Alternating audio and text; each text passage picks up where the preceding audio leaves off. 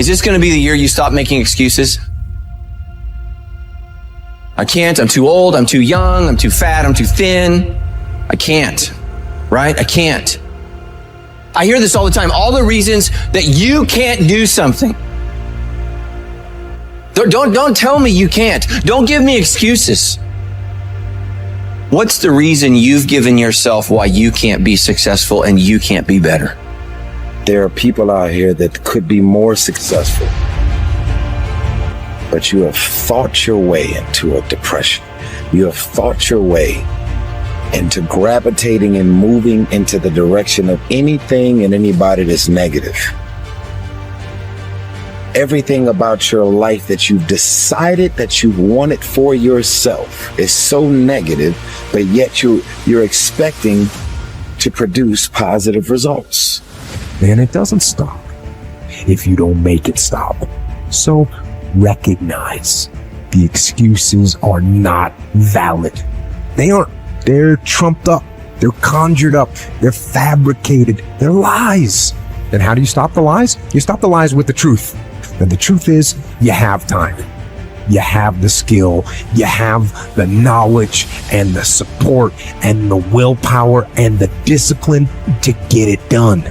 A lot of you are trying to find inspiration and motivation with a depressed mindset.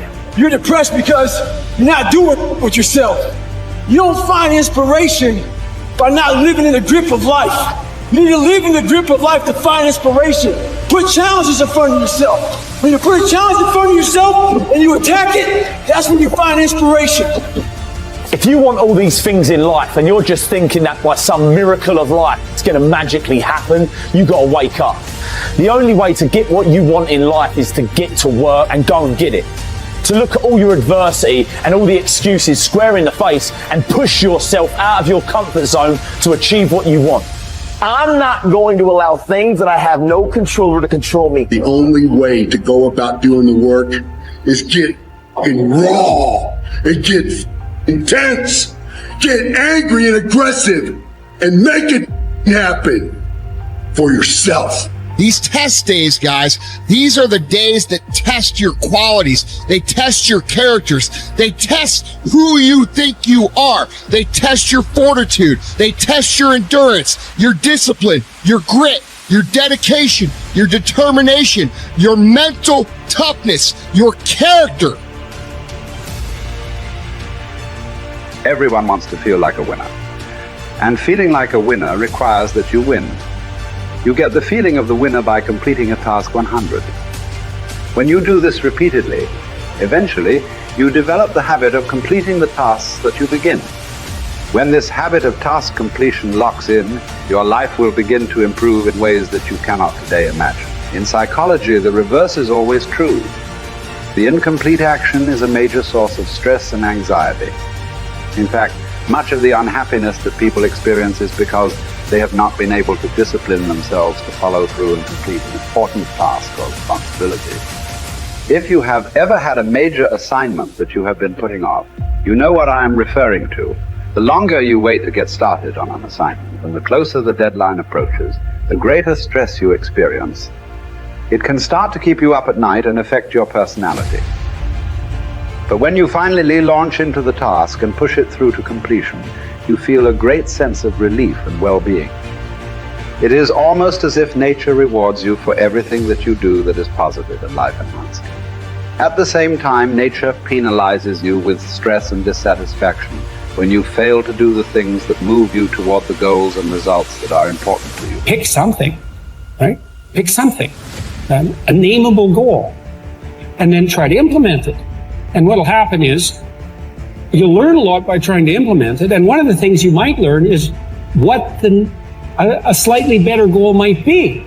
You know, because if you try something diligently and you succeed or you fail, you're going to learn from the effort expended in the detailed implementation of the goal. It's going to inform you.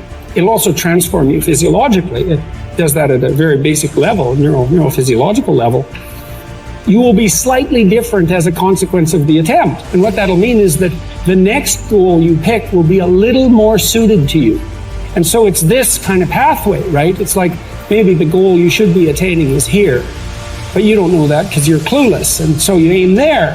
Well, it's better than there, and it's not nothing. It's not cessation of movement. And you know, if you're supposed to go there and you go here, but you walk diligently towards it, you're a little closer once you get to here than you were here. And it's this oscillating self-corrective process that leads you to the final star.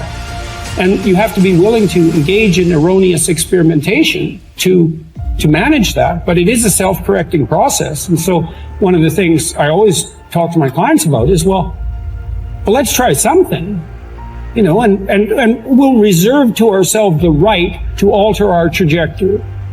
And then I would use as a corrective there, because you might say, well, how do you know when you're not just giving up, right? Instead of thinking maybe you need a different goal. And I would say, well, you can, if you're really concerned about your proclivity for self-deception, you can enter into a contract with yourself that you won't replace any goal you've set with a goal that's easier.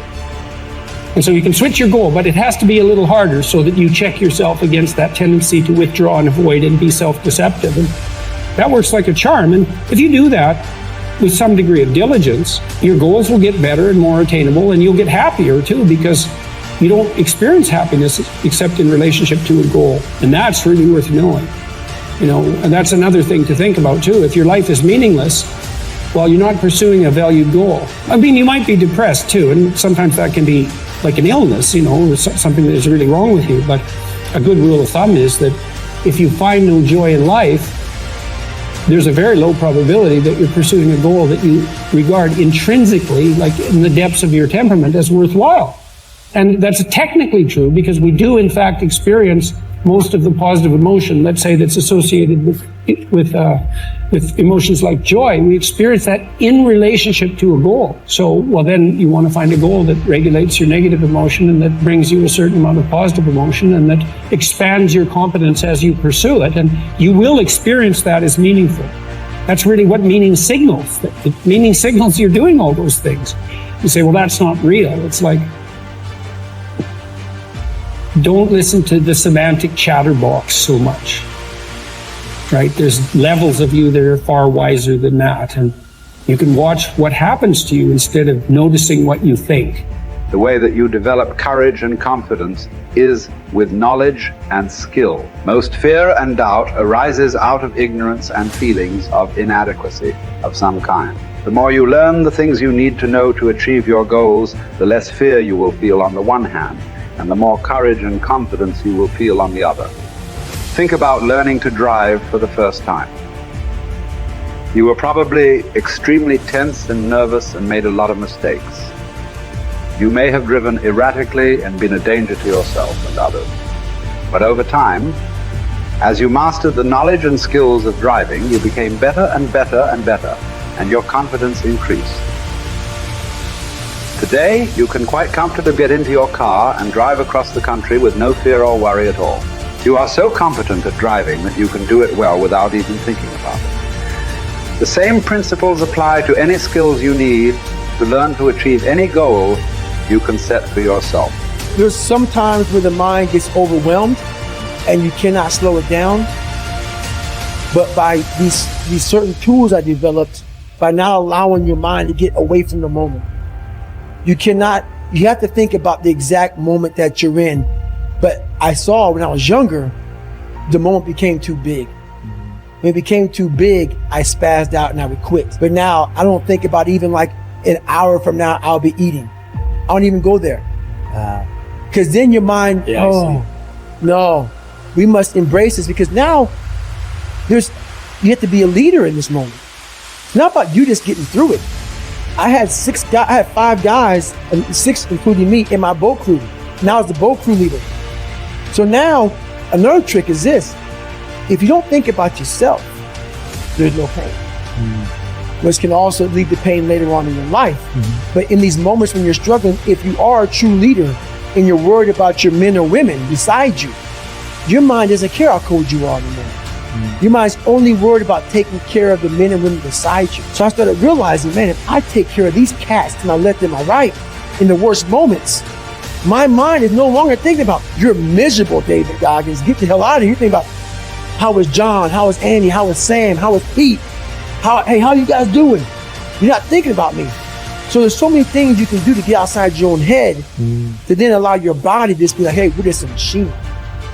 But you have to let your mind be able to process all these different tactics to do that. Take a different vantage point in life. When you are in the hell, you can't see the beauty of being in it when you're in it. Get on top of that mountaintop in your mind. Get on top of that mountaintop and look down at what you're doing. You can see a whole different world, and that world is beautiful. But you gotta get a different vantage point in the suck. Don't be in it. Spiritually, get out of it. Get that soul. Look down on what you're doing. Be amazed by the process of where you're at now and where you came from.